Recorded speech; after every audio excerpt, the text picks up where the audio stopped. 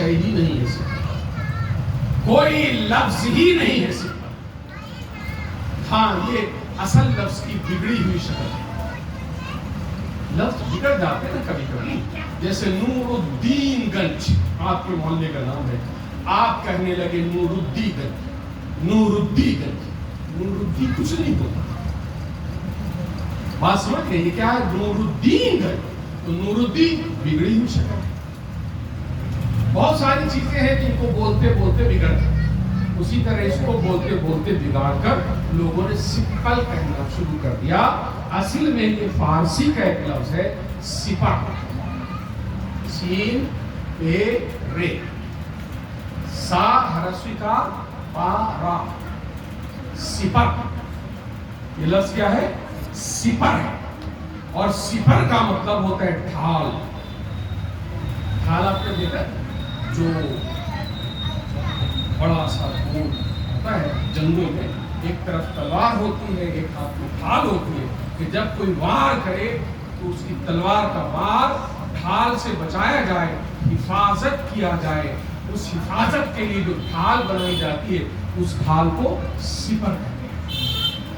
تو یہ جو آپ نے بنایا ہے، معاف کیجیے، اس کا نام سپر ہے۔ اگر آپ اس کو سپل کہتے ہیں تو میرے خیال سے آپ سپر ہونے کی وجہ سے ہی سپل کہتے ہیں۔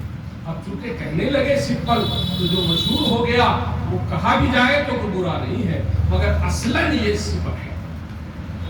سپر کون سی سپر؟ کہاں سے سپر؟ آپ کی سپر؟ یہ آپ کی سپر نہیں ہے، اپنا سپر نہیں بنایا ہے۔ یہ سپر آپ نے وہ سپر بنانے کی کوشش کی ہے، اس سپر کی یاد منانے کی کوشش کی ہے جو سپر لے کر میدان کارزار میں امام عالی مقام سیدنا امام حسین رضی اللہ تعالیٰ عنہ نے کیے تھے، اور وہ سپر بنانے کی یادگار بنا رہے ہیں آپ جو کہ دین کی ڈھال ہے۔ دین کی ڈھال، دین کی حفاظت، سراپا دین امام حسین کی ذات ہے۔ امام حسین دین ہے اور اس دین کی ڈھال ہے۔ تو آپ نے امام حسین کے نام سے یہ جو سپر بنائی ہے، یہ ڈھال بنائی ہے، ہمیشہ یاد رکھنے کے لیے کہ امام حسین ہمارے لیے محافظ ہے، ہماری ڈھال ہے۔ اگر ہم ان کے خیمے میں ہیں، ان کے ساتھ ہیں، ان کے پیچھے ہیں، تو امام حسین ہمارے محافظ ہیں، ان کی ڈھال ہماری حفاظت کرے گی۔ اسی لیے یہ سپر بنائی جاتی ہے، یہ بتانے کے لیے کہ ہماری ڈھال امام حسین کی ذات ہے، ہمارے محافظ امام حسین ہیں، ہم ان کے طریقے پر چلنے والے لوگ ہیں، ہم کسی کو نقصان نہیں پہنچاتے، کسی کو نقصان نہیں پہنچاتے۔ ہمارے سامنے کوئی بھی آ جائے، کسی مذہب کا ہو، کسی دھرم کا ہو، سب کی عزت کرتے ہیں، سب کا احترام کرتے ہیں۔ اسی لیے ہمیں خانقاہی مسلمان کہا جاتا ہے، اسی لیے ہمیں خانقاہ والا، اہل سنت والجماعت والا کہا جاتا ہے، کیونکہ خانقاہ والے لوگ کبھی کسی کی مخالفت نہیں کرتے، کسی کو تکلیف نہیں دیتے۔ ہمارا کام ہی ہے، ہم نے پڑھا ہے، ہم نے جانا ہے کہ ہمارے نبی نے فرما دیا کہ جس کی زبان سے اور جس کے ہاتھوں سے مسلمان محفوظ ہو وہی مسلمان۔ تو ہم اپنی زبان سے اور اپنے ہاتھوں سے مسلمانوں کو تو محفوظ رکھتے ہی ہیں، غیر مسلموں کو بھی محفوظ رکھتے ہیں، ان کی حفاظت کرتے ہیں۔ بلکہ جب ایسا واقعہ آ جاتا ہے، ایسے حالات ہو جاتے ہیں کہ ہمارے پاس ایسی قوت و طاقت ہو کہ ہم جس کو چاہے پل بھر میں مٹا دیں، اگر ہمارے پاس ایسی بھی طاقت آ جاتی ہے تو ہم کسی کو مٹانے اور برباد کرنے کی کوشش نہیں کرتے، بلکہ ہم اس کے سارے ظلم و ستم کو ایک سیکنڈ میں معاف کر دیتے ہیں۔ اگر اس نے ہم پر کوئی ظلم کیا تھا جب ہم کمزور تھے، تو بھی اگر ہم طاقتور ہو گئے، ہم پاورفل ہو گئے، تو اس کی ساری خطاؤں کو، گناہوں کو، سارے ظلموں کو فوراً معاف کر دیتے ہیں۔ آپ نے دیکھا، آپ جانتے ہیں کہ مکہ معظمہ سے حضور کو باہر نکلنا پڑا، مجبور ہو کر اپنا وطن چھوڑنا پڑا، مکہ سے آئے مدینہ منورہ میں رہے۔ مدینہ منورہ میں بھی ظالموں نے، دشمنوں نے، کفار و مشرکین نے چین سے رہنے نہیں دیا، مگر ایک وقت آیا کہ مسلمان طاقتور ہو گئے، ایسے طاقتور ہو گئے کہ پھر ان کے سامنے کسی بھی فوج کے آنے کی ہمت نہ ہوئی۔ جب یہ طاقتور ہو کر مدینہ منورہ سے نکل کر مکہ معظمہ پہنچے تو جن لوگوں نے ان کو ستایا تھا، ظلم کیا تھا، مارا تھا، ریت پر لٹا کر گرم پتھر پر تپتے پتھروں پر کوڑے برسائے تھے، ایسے لوگ سامنے تھے۔ اب اسی مکے میں واپس آئے تھے وہ ظالم جنہوں نے ظلم کیا تھا، ان کے سامنے جب طاقتور ہو کر حضور تشریف لے آئے، سارے لوگ ڈر کر تھر تھر کانپنے لگے کہ اب تو ہماری زندگی گئی، اب تو ہمیں مار دیا جائے گا، اب ہمارے ظلم کا بدلہ لیا جائے گا۔ مگر وہی رسول کائنات تھے، وہی امام حسین کے نانا تھے جنہوں نے ایک سبق سکھایا، ایک درس دیا، ایک مثال پیش کی جو انسانیت کی تاریخ میں ایسی مثال نہیں ملتی کہ حضور نے سارے لوگوں کو آنے واحد میں معاف کر، اور یہاں تک فرما دیا کہ جو ابو سفیان کے گھر میں چھپ جائے اس کو امان میری طرف سے ہے، میں انہیں اس کو معاف کر دیا، اس کو کوئی نہیں ستائے گا جو ابو سفیان کے گھر میں چلا جائے۔ جو اپنے گھر کے دروازوں کو بند کر لے وہ امان میں ہے، اس کو کچھ نہیں کیا جائے گا۔ بات سمجھ میں؟ یہ حضور نے فرما دیا۔ وہی ابو سفیان رضی اللہ تعالیٰ عنہ بعد میں ایمان لے آئے، انہی کی اولاد یزید۔ وہی ابو سفیان جن کو حضور نے سارے ظلم و ستم کے بعد ایک آن میں معاف کر دیا تھا، اسی ابو سفیان، حضرت ابو سفیان رضی اللہ تعالیٰ عنہ کی اولاد یزید، اس نے لشکر تیار کیا ہے اور اسی رسول کائنات کے گھر کے افراد کو، ان کے بیٹوں کو، ان کی اولاد کو شہید کیا ہے، قتل کیا ہے، ظلم کیا ہے، انتہا ظلم کا کر دیا، ظلم کی انتہا کر دی ان کو۔ بات سمجھ؟ تو کوئی کتنا بھی ظلم کرتا ہو ہمیں اس کے ساتھ محبت کے ساتھ پیش آنا ہے، یہی اسلام ہے اور ہم اسی اسلام پر عمل کرنے والے لوگ ہیں۔ آئیے آگے سمجھتے ہیں۔ ہوا یوں کہ شہادت کے بارے میں کچھ عرض کرتے ہیں۔ دیکھیے، شہادت آخری منزل ہے انسانی سعادت کی، آخری منزل۔ کوئی انسان روحانیت میں دین پر ترقی کرتے کرتے کرتے کچھ بھی بنے، ولی بنے، عباس بنے، کچھ بنے، آخری منزل پر جہاں وہ پہنچ سکتا ہے وہ منزل شہادت کی، لاسٹ ہائٹ، انتہا ہے بلندی کی۔ شہادت آخری منزل ہے انسانی سعادت کی، وہ خوش قسمت ہیں مل جائے جنہیں دولت شہادت کی۔ شہید اس دار فانی میں، اس دنیا میں، شہید اس دار فانی میں ہمیشہ زندہ رہتے ہیں، کبھی نہیں مرتے۔ شہید اس دار فانی میں ہمیشہ زندہ رہتے ہیں، زمین پر چاند تاروں کی طرح تابندہ رہتے ہیں، زمین پر چاند تاروں کی طرح تابندہ رہتے ہیں۔ ایسے شہداء کا ذکر ہمیں زندگی دیتا ہے، اور امام حسین جو ہمارے لیے دین ہے، ان کا ذکر ہمیں دین دیتا ہے، ہمارے دین کی حفاظت کرتا ہے، ہمیں زندگی دیتا ہے۔ ہم انہیں کے نام پر جینے اور مرنے والے لوگ ہیں، ان کے ذکر کے لیے ہم آئے ہیں۔ دیکھیے، بہت عظیم ذات ہے امام حسین کی۔ آپ صرف امام حسین کے نام کو لیں گے، بہت دور جانے کی ضرورت نہیں ہے۔ آپ کے بڑے بھائی حضرت سیدنا امام حسن رضی اللہ تعالیٰ عنہ اور خدا سیدنا امام علی مقام امام حسین رضی اللہ تعالیٰ عنہ، یہ دو نام حسن اور حسین، کیا نام ہے؟ ایک بھائی کا حسن، دوسرے بھائی کا حسین۔ یہ ان دونوں کو کب ملا؟ جب یہ پیدا ہوئے، حضور نے نام رکھ دیا۔ یہ کب پیدا ہوئے؟ یہ حضور اکرم صلی اللہ تعالیٰ علیہ وسلم جب ہجرت فرما کر مدینہ منورہ تشریف لائے تب پیدا ہوئے، یعنی حضور کے 50 साल की उम्र मुबारक के बाद 53 के बाद पैदा हुआ। तो हुजूर कब आए? हुजूर हजरत ईसा अलैहिस्सलाम के 570 बरस के बाद। ईसा अलैहिस्सलाम के पहले और ईसा अलैहिस्सलाम तक हुजूर तक 1,24,000 कमोबेश अंबिया किराम आए। कितने? कमोबेश 1,24,000 अंबिया किराम। बास तो 1000 साल की जिंदगी जी कर गए, है ना? और 500 साल के बाद, 300 साल के बाद, 800 साल के बाद, 1000 साल के बाद नए अंबिया किराम आते रहे। आप सोचिए कि ये हसन और हुसैन का नाम कितने हजार बरस के बाद दुनिया के बनने के, दुनिया में आदम अलैहिस्सलाम के आने के कितने हजारों हजार बरस के बाद ये नाम इमाम हसन और इमाम हुसैन के दो नाम नामी इन दोनों को दिए गए। इतने हजार वर्षों में लोग करोड़ लोग आए और गए, मगर किसी को ये नाम नहीं मिला। आप दोनों से पहले ये नाम किसी का नहीं था, किसी को ये नाम नहीं दिया गया।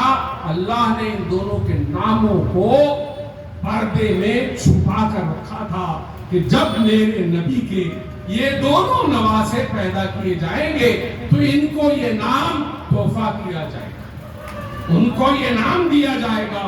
उस नाम की हिफाजत अल्लाह ने इस कदर फरमाई है।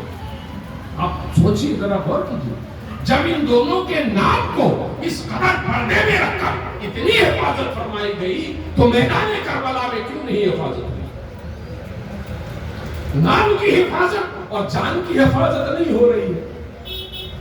बात समझ में आ रही है? इतनी हिफाजत, इतना पर्दा नाम के लिए है। किसी को वो नाम नहीं दिया जाएगा, नाम में बेमिसाल बनाया जाएगा, मगर हिफाजत करबला में नजर नहीं आ रही। ये समझने की बात है कि जिसको हम हमारे जैसा इंसानों के जैसा कच्चे दिमाग वाला आदमी समझेगा कि हिफाजत नहीं हुई, असल में वही हिफाजत है, असल में वही दीन की हिफाजत है। दीन थे, दीन की हिफाजत के लिए आए थे, दीन की हिफाजत फरमा कर चले। बात समझ गए? ये समझना है क्यों हुआ, कैसे हुआ। तो आप जान लीजिए कि हमारे पहले समझे कि शहादत क्या है। शहीद हो गए तो शहीद जो लफ्ज है अरबी में फाइल के वजन पर फाइल, और फाइल जो है फाइल का माना देता है। तो माना ये होगा कि दीन की हक्कानियत, दीन की सेहत, दीन की सदाकत की दलील, सदाकत का बयान दलाइल से और बुरहान से, दलील के साथ दलाइल और बुरहान से शहादत देने वाला शहीद कहलाता है। शहीद का माना क्या है? जो दलाइल से, बुरहान से दीन की सदाकत और उसकी सेहत और उसकी हक्कानियत का दावा करे, दलील दे, वो शहीद है अल्लाह की तरफ। और फिर शहादत देते देते, इस तरीके से शहादत देते देते अगर उसने अपनी जान भी शहादत देते हुए कुर्बान कर दी तो वो शहीद। इसीलिए अल्लाह की राह में कत्ल होने वाले को शहीद कहा जाता है। कि बास तो वो लोग हैं जिन्होंने अपनी जुबान से दीन की हिफाजत और दीन की सदाकत और दीन की हक्कानियत और दीन की सच्चाई और सेहत बुरहान और दलाइल से पेश करके अपनी जिंदगी को गुजारा, वो भी अल्लाह की राह में शहीद हुए। और वो जिन्होंने अपनी जान अल्लाह की राह में दे दी वो भी शहीद हुए। बास तो वो है, ऐसी शहादत को शहादत जहरी कहते हैं। शहादत जहरी, जहरी मतलब बुलंद शहादत, पूरी शहादत। और एक शहादत होती है सिर्री, जैसे किसी को जहर दे दिया गया, उसकी मौत होती, शहीद होती। कोई आफत आ गई, है ना, सैलाब आ गया, पानी में डूब के मर गया, अचानक आग लग गई, आग में डूब के मर गया, ये सब शहीद। बहुत सारी किस्में हैं शहीद की, तो उनको सिर्री शहीद कहा जाता है, सिर्री शहादत हासिल हुई। और ये जहरी शहादत है जो दीन की बका और उसकी हिफाजत के लिए अपनी जिंदगी को लगा दे, वो जहरी शहादत हासिल करता है, वो भी शहीद होता है। बात समझ? अब जब शहीद होते हैं اور امام حسین شہید ہے، تو شہادت کے سب سے زیادہ حقدار تو رسول اللہ صلی اللہ علیہ وسلم۔ جب یہ اتنا عظیم مرتبہ ہے، سب سے بڑا مرتبہ ہے نبوت کے بعد، تو پھر حضور شہادت کے زیادہ حقدار ہے۔ حضور کی خواہش بھی ہمیشہ تھی کہ شہادت ہو، بات سمجھ میں آ گئی؟ اور حضور ہی کی شہادت کامل طور پر امام حسین میں ظاہر ہوئی۔ امام حسین میں اور امام حسن میں جو دو شہادتیں ظاہر ہوئی ہیں، وہ شہادت رسول اللہ کی شہادت کا مظہر بن کر آئی ہے۔ یہ سمجھ لیں۔ دیکھیے یوں ہوا کہ آپ کی خواہش ہوئی اور اللہ نے فرما دیا، اللہ نے فرما دیا واللہ یعصمک من الناس، اے نبی آپ کو اللہ، آپ کی جان کو اللہ لوگوں سے بچا کے رکھے گا، یعنی لوگ آپ کی جان کو نہیں لے سکتے، آپ کو کوئی قتل نہیں کر سکتا، آپ کی جان کی حفاظت اللہ فرمائے، ہے نا۔ اب دیکھیے ہوا کیا کہ حضور اکرم صلی اللہ تعالی علیہ وسلم نے خود دین بن کر آئے، نبی بن کر آئے، اور دین کو پھیلانے کے لیے آپ نے خود بھی دلیل بنے اور ہزارہ دلائل کے ساتھ، ثبوت کے ساتھ، برہان کے ساتھ دین کا پیغام عام کیا، اور اس دین کے پیغام کو عام کرنے میں ایسی صعوبتیں، مصیبتیں، تکلیفیں جھیلی ہیں کہ آپ خود فرماتے ہیں کہ کسی نبی نے اتنی تکالیف نہیں جھیلی ہے جتنا میں نے جھیلی، کسی نبی نے اتنی تکالیف نہیں جھیلی دین کے لیے۔ بات سمجھ میں آ گئی؟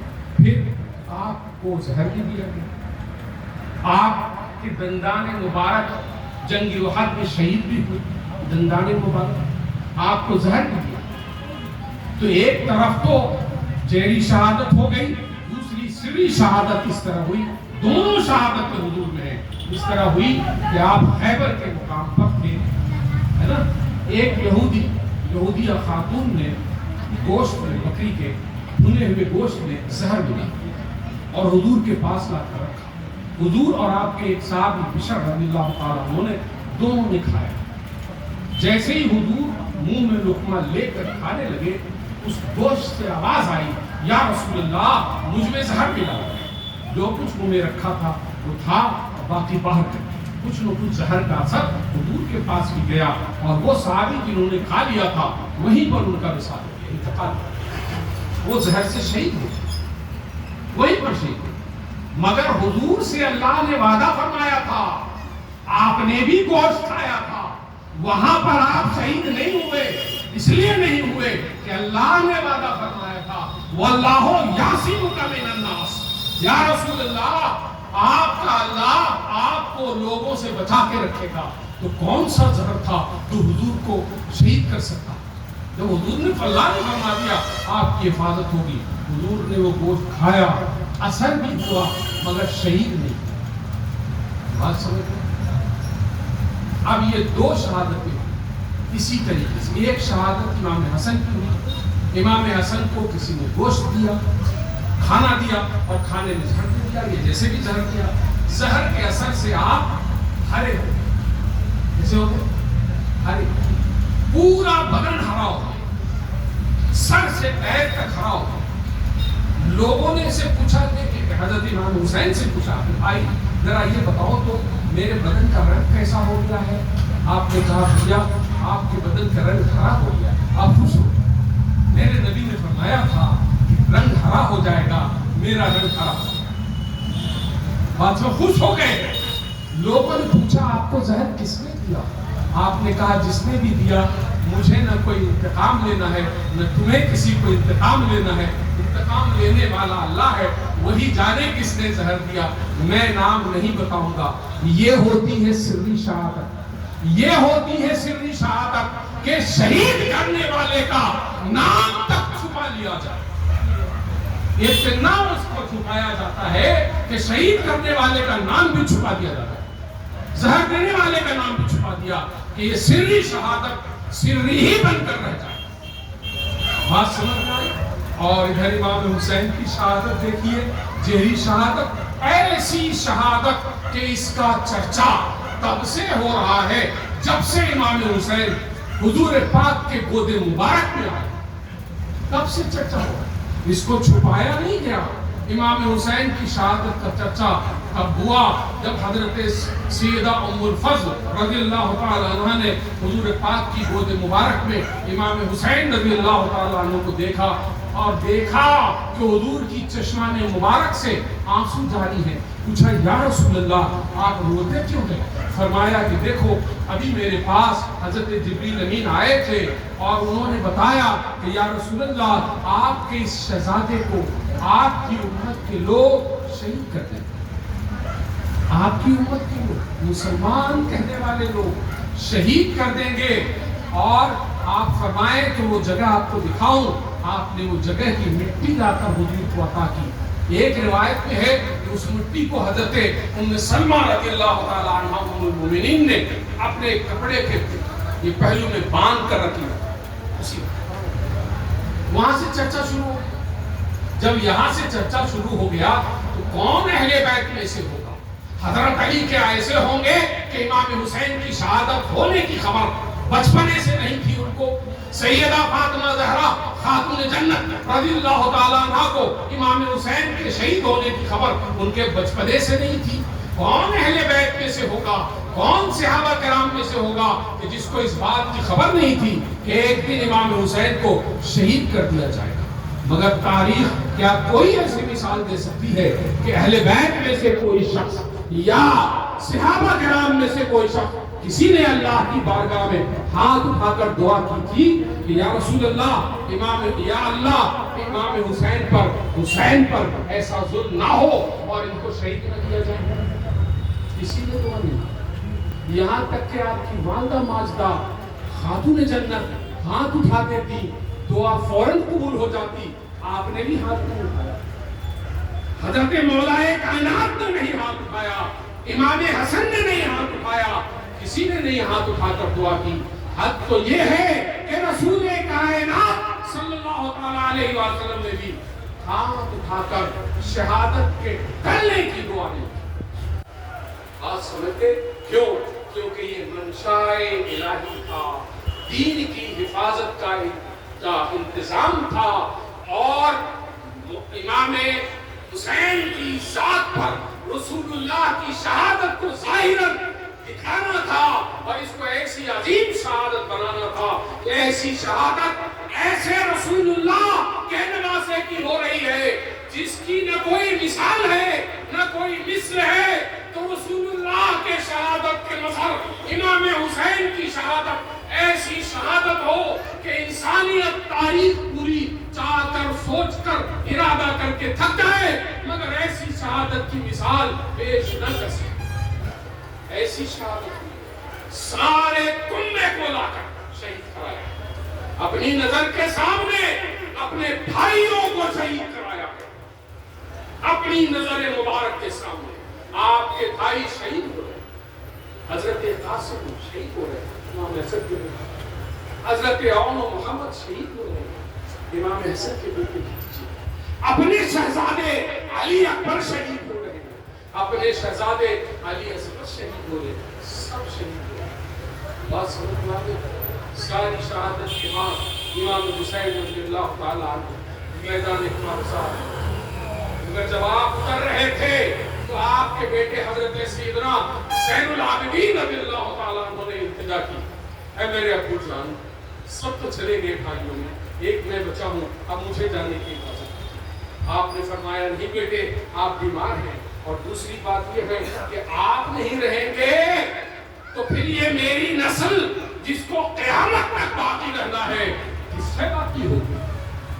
आपको तो इसलिए रखा जाएगा कि आप ही से मेरी नस्ल क़यामत तक जारी होगी और ऐसी नस्ल जारी होगी कि यहाँ खानका फैयादिया में देखो तो हुसैनी नस्ल, वहां कहीं देखो अजमेर में देखो तो हुसैनी नस्ल, जहां दाम पूरे आलम में देखो हुसैनी नस्ल मौजूद है। एक ज़ैनुल आबिदीन रज़ियल्लाहु ताला। बात समझ में आई? इन्ना आतैना कल कौसर, ए हबीब हमने आपको कौसर अता कर दी, कसरत से बढ़कर कौसर अता कर दी। ऐसी कसरत आपके औलाद की होगी कि क़यामत तक आपकी औलाद बिजने वाली नहीं। बेसिक कसरत अदा कर। बात समझ में आई? तो जब ये समझ गए हम, तो ये जाने कि इमाम हुसैन ने ज़ैनुल आबिदीन रज़ियल्लाहु ताला अन्हु, हज़रत अली औसत रज़ियल्लाहु ताला अन्हु को मैदान कारज़ार में आप उतरे, मगर उतरने के पहले और उतरते ही आपने जंग शुरू नहीं की। शुरू से आप जंग करना चाहते थे, समझाते थे कि छोड़ दो, जंग न करो, मगर एक बात तवज्जो से सुनिए। अब जब इमाम हुसैन की शहादत का वक्त आ गया, अब आपकी गर्दन मुबारक उड़ानी चाहिए, सर को तन से जुदा किया जाएगा। जब इसकी नौबत आ गई, आपके पास एक रास्ता था, एक रास्ता था कि आप इससे बच सकते। एक काम सिर्फ आपको करना था, काम भी कुछ नहीं करना था, सिर्फ एक जुमला बोलना था, वन सेंटेंस। अगर वो जुमला बोल देते, कोई शहीद नहीं, आप भी नहीं। तो जुमला क्या बोलना? मैंने यजीद की खिलाफत को कबूल किया। क्या करना था? मैंने यजीद की खिलाफत को कबूल किया। बस इतना कहते, इतना कह देते सब बचा। मगर इमाम हुसैन ने ये जुमला अपनी जुबान से नहीं निकाला, और क्या फरमाया? फरमाया कि देखो, तुम जिस नबी का कलमा पढ़ते हो, ऐ 22,000 के लश्करी हो, जिस नबी का कलमा पढ़कर तुम मुसलमान हुए हो, मैं उसी नबी का नवासा हूं, उसी नबी का नवासा हूं। उसी नबी ने मेरी गर्दन मुबारक को चूमा है, मेरी पेशानी पर बोसा दिया है, उसी नबी ने मुझे अपने पुष्प पर बिठाकर सजदा किया है, उसी नबी ने अपने शानों पर मुझे बिठाया है, और उसी नबी का मैं नवासा हूं। तुम मेरी जान के करता हो, मेरी जान लेने वाले हो, अब भी याद आ जाओ, अब भी रुक जाओ। तुम मेरी जान लेने के दर पे न पड़ो। अगर जान लेने के दर पे न पड़ोगे, बच जाओगे, तो तुम्हारे लिए निजात हो जाएगी, तुम बख्शे जाओगे। अगर फिर भी न मानोगे, तो तुम समझो तुम्हारा अमल और नहीं माने तो आपने निकल के तलवार लेकर और कहा कि आओ जिसको भी आना। दो बड़े बड़े जंतु आए, इधर आए, आपको तलवार चाहिए, खत्म। दूसरा आया, तलवार मारी, खत्म। बड़ा बहादुर अपनी कौम आके खड़ा हुआ है और खत्म हो गया। दूसरा आया, खड़ा हुआ, खत्म हो गया। उधर इब्ने सुहैल बहुत बड़ा जबीर बहादुर था, उसने कहा कि देखो मेरे 4 उस बेटों को बनाकर मैंने तैयार किया है जंग के लिए, मेरे बेटों को भेजो, ये इनको बता देंगे ये कौन है। मेरे बेटों, बड़े बेटा को भेजा गया, इधर आकर उसने तलवार चलाई, यही सिपर इमाम हुसैन ने लगाई, यही सिपर इमाम हुसैन ने अपनी सिपर, अपनी ढाल उसकी तलवार पर लगाई, और ऐसी ढाल लगाई कि वो तलवार आ गई, 2 टुकड़े हुए। जुल्म की तलवार को इमाम हुसैन ने जिस ढाल से तोड़ा था, उसी का नाम सिपर है। ये सिपर हम जालिमों को दिखाते हैं कि तुम तलवार चलाओ, मेरी ढाल आगे होगी। तुम तलवार चलाओ, मेरे पास हुसैनी तलवार नहीं, मेरे पास हुसैनी ढाल है। हम ढाल लेकर चलते हैं, तुम्हारी तलवार हमारी ढाल के आगे कुछ नहीं कर सकेगी। बात समझ में आई? तो वही था, गए और जाने के बाद आपने तो चारों आए, चारों को खत्म, जैसे पहले को खत्म किया, बाप दौड़ा, बात को भी फौरन खत्म कर दिया। इस तरह काट रहे थे, ऐसे मार रहे थे कि लोग सब परेशान थे। अब क्या, अगर इनको ऐसे छोड़ दिया, इतने दिनों के भूखे प्यासे, इनकी नजरों के सामने इनके बेटे शहीद हो गए, इनके भाई शहीद हो गए, इनके सब घरवाले शहीद हो गए, इनके सारे रफीका शहीद हो गए, 72 लोगों को हमने मार दिया, मगर उसके बाद भी ऐसी ताकत और कुव्वत है कि अगर इनको अभी भी छोड़ दिया जाए तो हम 20,000 में से कोई नहीं बच सकेगा। अगर ऐसे छोड़ दिया गया तो 20,000 में से कोई नहीं बच सकेगा। इनको ऐसे नहीं छोड़ना, ऐसा करो सब मिलकर बात। हजारों लोग एक बार हजारों लोग, और तीर बच्ची तलवार बरसाई, ऐसी तलवार और तीर बच्ची बरसाई कि आप सवारी से नीचे آپ کا نیچے اترنا تھا، شمر نہیں آیا، اس کے تلوار میں ایک دوسرا آیا، اس نے نیزہ آپ کے سر مبارک کو سجدے کے لیے زمین پر رکھا. ایسا کرنا تھا کہ بدبخت آیا اور اس نے آپ کے سر کو تن سے جدا. انا للہ و انا الیہ راجعون. امام حسین شہید ہو گئے، دین کو زندہ کر دیا، دین کو زندگی دے دی، دین کو بچا لیا.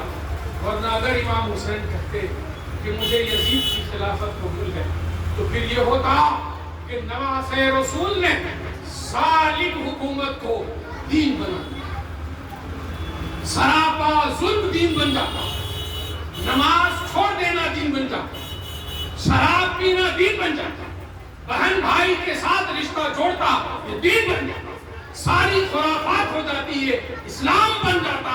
اگر امام حسین اپنی زبان سے کہہ دیتے مجھے یزید کی خلافت منظور ہے، صرف اتنا کہتے امام حسین اور ان کا کنبہ تو بچ جاتا، مگر دین مٹ جاتا. امام حسین نے اپنے اور اپنے کنبے کو مٹا دیا، شہید کر دیا، مگر دین کو بچا. یہ ہے حسین اور یہی ہے حسینی میسج کہ دین کی حفاظت کے لیے کچھ بھی کرنے کو ہم مر مٹنے کو تیار ہیں. دین کی حفاظت کے لیے ہم مر مٹنے کو تیار ہیں. مجھے مار لو مگر میرے دین کی طرف اپنی آنکھیں اٹھا کر دیکھو گے تو ایسی آنکھیں برداشت نہیں کی جائیں گی. یہی اسلام کا میسج ہے. آپ سمجھ کر یہی ہمیں کرنا ہے. اب وقت ختم ہو رہا ہے. مختصراً ایک واقعہ بتا دیں. آپ دیکھیے وہاں کیا ہوا، اتنے لوگ شہید ہوئے نا. ایک واقعہ آپ یاد کیجیے کہ حضرت امیر حمزہ رضی اللہ تعالیٰ دودھ کے چچا آپ کو شہید کیا ویشی نام تھا.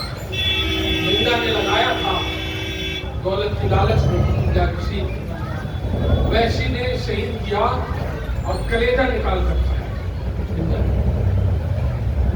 یہ ٹکڑوں میں تھی لاش. حضرت امام زین امام حضرت امیر حمزہ حضور کے چچا رضی اللہ عنہ جب حضور وہاں پر گئے دیکھیے حضور نے کیا فرمایا. حدیث کے بعد آپ نے فرمایا کہ مجھے میری چچی صفیہ کا خیال آتا ہے، صفیہ کا خیال آتا ہے، ورنہ میں اس لاش کو اپنے چچا کی لاش مبارک کو یوں ہی چھوڑ دیتا کہ چیل کوے چرند پرند آتے اور ان کی یہ غذا بن جاتا اور پھر ان پرندوں میں سے قیامت کے دن نکال کر اللہ کے حضور ان کی روح کو پیش کیا، ان کو پیش کیا. یعنی مقام اور بلند ہو جاتا. جتنی اذیتیں جھیل لیتے اتنا مقام بلند ہو جاتا. حضور نے فرمایا میری تو خواہش یہ تھی کہ میں چھوڑ دیتا مگر صفیہ کا خیال آتا ہے. آپ نے ایک کپڑے سے ان کی لاش مبارک کو کپڑا پہنایا اور دفنایا. تو جتنے پامالی کے ساتھ جسم کی پامالی کے ساتھ شہید ہوگا اتنا بڑا درجہ حاصل ہوگا. امام حسین کی لاش مبارک نہ صرف 2 ٹکڑوں میں کی گئی تھی بلکہ بہت سارے ٹکڑوں میں کر دی گئی. امام حسین اور اہل بیت کرام اور شہدائے کربلا کی لاشوں پر گھوڑے دوڑا دیے گئے تھے.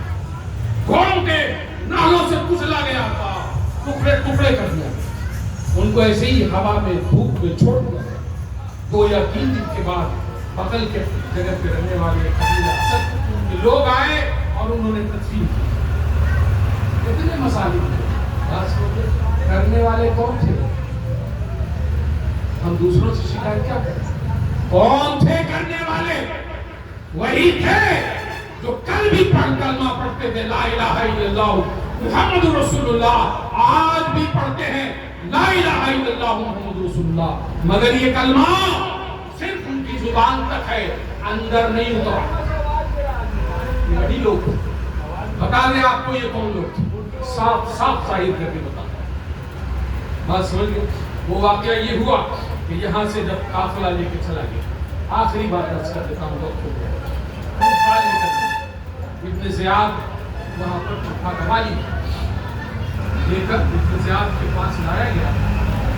ابن زیاد نے کیا حکم دیا کہ ان لوگوں کو جو اہل بیت اطہار کی خواتین ہیں سواری پر اٹھا کر ننگے سر بے حرمتی کے ساتھ اور امام حسین کو نیزے پر ان کے سر کو اٹھا کر کوفہ کی گلیوں میں بازاروں میں گھمایا. اب دیکھیے کیا ہوگا. یہ کتاب ہے جلاء العیون، شیعہ رائٹر کی لکھی ہوئی کتاب ہے، اہل تشیع کی اہم معتبر کتاب ہے. اس کتاب میں وہ لکھتے ہیں کہ کوفہ میں جب گھمایا جا رہا تھا بازاروں میں اور گلیوں میں تو حضرت زین العابدین رضی اللہ تعالیٰ عنہ اور حضرت زینب رضی اللہ تعالیٰ عنہ اور حضرت ام کلثوم رضی اللہ تعالیٰ عنہ نے خطاب فرمایا تھا، تقریر کی تھی. تو حضرت زین العابدین نے جو تقریر کی تھی اس کا خلاصہ بھی نقل ہے. خلاصے میں لکھا ہے کہ حضرت زین العابدین نے فرمایا کہ سنو جو لوگ مجھے جانتے ہیں وہ جانتے ہیں، جو لوگ مجھے جانتے ہیں وہ جانتے ہیں، جو مجھے نہیں جانتے وہ جان لے کہ میں علی بن حسین بن علی بن ابو طالب ہوں. میں علی بن حسین بن علی بن ابو طالب ہوں. آپ کا نام بھی علی تھا، آپ امام حسین کے شہزادے، امام حسین حضرت علی کے شہزادے، حضرت علی ابو طالب کے شہزادے. اور جان لو کہ جس طریقے سے مجھ پر ظلم کیا گیا ہے نا، حضرت زینب رضی اللہ تعالیٰ تقریر کی. آپ نے یہ دیکھا کہ کوفہ کے لوگ ابھی لوگ میدان کربلا میں امام حسین کے قافلوں کو روندنے والے لوگ تھے. یہی وہ لوگ تھے جنہوں نے میدان کربلا میں امام حسین کے قافلوں کو بے عزت کیا تھا، روند ڈالا تھا. یہی لوگ کوفہ میں آ کر گلیوں میں جب قافلہ نکلا تو ماتم کر رہے تھے، اپنے سینوں کو پیٹ رہے تھے، اپنے بالوں کو نوچ رہے تھے. کوئی تلوار اور تیر اپنے جسم پر چلا رہا تھا اور رو رہا تھا. یہ کیا ہو گیا؟ نبی کے نواسے کو قتل کر دیا گیا، اہل بیت کے گھر کو شہید کر دیا گیا. یہی ماتم کنا تھے پورے کوفہ کی گلیوں پر آباد ہوئے. جب زینب رضی اللہ تعالیٰ عنہ نے دیکھا تو آپ نے تقریر فرمایا، اے غدار کوفیو، کیا فرمایا؟ اے غدار کوفیو، آج جو تم ماتم کر رہے ہو اور رو رہے ہو، یہی رونا اور یہی ماتم کرنا تمہارا مقدر ہو گیا ہے. تم ہمیشہ روتے رہو گے اور ہمیشہ ماتم کرتے رہو گے، ہمیشہ روتے رہو گے، ہمیشہ ماتم کرتے رہو گے. یہ رونا اور ماتم کرنا حضرت زینب رضی اللہ تعالیٰ عنہ نے اعلان کیا تھا کوفہ میں، اسی کا نتیجہ ہے کہ آج بھی رونا اور ماتم جاری ہے. بات سمجھ میں آگئے؟ یہی ماتم جاری ہے نا. اس کے بعد آپ نے سمجھایا کہ تم یہ کس طرح غداری ہمارے ساتھ کی. ہم کو بلا کر ہزاروں ہزار خطوط لکھ کر بلایا کہ ہم آپ کی مدد کریں گے، آپ ہماری حفاظت کیجئے، اور جب ہم آ گئے کہ تم غدار ہو گئے، ہمیں شہید کر دیا. بات سمجھ گئے؟ یہی نہیں، اس کے ساتھ بہت سارے واقعات ہوئے، آپ ان کو جانیے اور سمجھیے. مختصر یہ کہ جس طرح ہم امام حسین سے محبت کرتے ہیں، محبت کرتے کہ نہیں کرتے؟ بے پناہ محبت. اے اللہ ہماری محبت کو اور دوام اور استحکام اور مضبوطی اور مزید ترقی عطا فرما. آمین. آخری حد تک اس محبت کو پہنچا. آمین. انتہا کرتے محبت کی. آمین. مولا ہم اس لائق اور قابل ہرگز نہیں کہ ہم امام حسین کے محبت کرنے والوں میں اپنے آپ کو کیسے، مگر یہ تیرا کرم ہے مولا، تو جسے چاہے انعام فرما دے، اپنی بارگاہ سے انعام فرما دے اور ہم سب کو انتہا محبت عطا کر دے. امام حسین رضی اللہ تعالیٰ آپ کے اندر یقینی طور پر امام حسین کی محبت ہے. یہی تو وجہ ہے کہ جب سال کے وہ ایام آتے ہیں جب امام حسین اور ان کے قافلے کو میدان کارزار میں بے دردی کے ساتھ قتل کیا گیا تھا، شہید کیا گیا تھا، تو آپ اس کو یاد رکھتے تھے، آپ بھولے نہیں ہیں. ہر سال اس کی یاد مناتے ہیں. जैसे भी आप बनाते हो, तकरीर सुनकर, तकरीर करा कर, नात खानी के जरिया, मनकबत के जरिया, जलसे जुलूस करके, अपने काफिले निकाल कर, जैसे भी करते हैं, आप इमाम हुसैन की याद अपने दिलों में बाकी रखते हैं।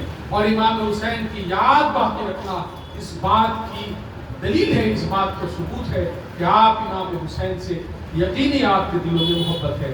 वरना अगर किसी से मोहब्बत ना हो तो कौन इस जमाने में किसी को याद रखता है? जिसको भी आप और हम याद रखते हैं उसकी मोहब्बत हमारे दिल में है, इसीलिए तो याद रखते हैं।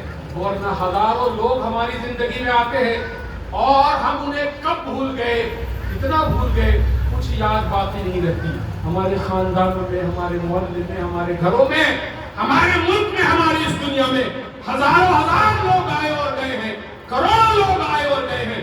हम नहीं याद रखते उनको, मगर हम याद रखते हैं इमाम हुसैन को, इमाम हसन को, मौला अली को और उन सबको जो इमाम हसन और इमाम हुसैन से वाबस्ता है। हम उन्हें याद रखते हैं क्योंकि हमें उनसे मोहब्बत है। वरना हम भूलने वाले भी हैं, हमने हजारों लाखों लोगों को भूल दिया है, भूल गए हैं, मगर इमाम हुसैन को, इमाम हसन को न हम भूले न भूल सकते हैं। और अल्लाह ताला हमें हमेशा याद रखने की तौफीक अता फरमाए और उनकी आल, उनकी औलाद, खानकाह फरियाजिया के खानवादा के लोग उनकी खिदमत करने की, उनके पैरों के तले अपने आप को बिछा रखने की तौफीक अता फरमाए। आमीन। उनके कदमों में गिरा कर रखने की तौफीक अता फरमाए। इनके कदमों में गिरना इमाम हुसैन के कदमों में गिरने के बराबर, इनके कदमों में बिछ जाना इमाम हुसैन के कदमों में बिछने के बराबर है। ये वही है कि जो इमाम हुसैन की औलाद है। बात समझ आई? बे बाप मिला तो बाप, बाप न मिला नजर के सामने तो बेटा ही को वो इज्जत दे, वो इकराम दे, वो मोहब्बत दे जो हम उनके बाप को देना चाहते हैं, है ना? इनके साथ मोहब्बत करें। अल्लाह तबारक व तआला हमको मोहब्बत करने की तौफीक अता फरमाए। आमीन। व आखिर दअवाना अनिल हम्दुलिल्लाह।